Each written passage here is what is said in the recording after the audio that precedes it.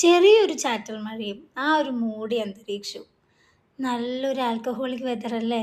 പക്ഷെ ഞങ്ങൾക്ക് ഇതൊരു ഫുഡി വെതറാണ് കേട്ടോ. ഞങ്ങളിതൊരു അമ്മേടെ ഷവർമ്മ കഴിക്കാൻ വാവേതാ വന്നേ. വാവാ? ഇതാണ് വാവാ. കണ്ടില്ല ഗൈസ്, നീലൂട്ടം വലുതായി. അതാ അപ്പോഴേക്ക് നമ്മുടെ ഷവർമ്മ ഇവിടെ എത്തിക്കഴിഞ്ഞു കേട്ടോ. ഇനിയാണല്ലോ മെയിൻ കാര്യം, അതൊന്ന് ടേസ്റ്റ് ചെയ്ത് നോക്കിയിട്ട് എങ്ങനെയുണ്ട് എന്ന് പറയല്.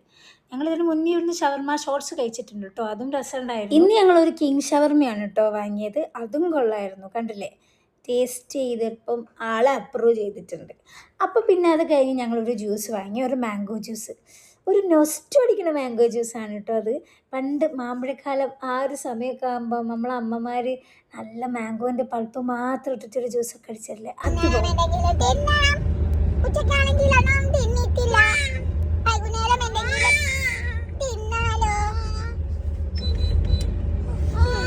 പിന്നെ അത് കഴിഞ്ഞ് ഞങ്ങൾ നേരെ വീട്ടിലേക്ക് പോയിട്ടോ.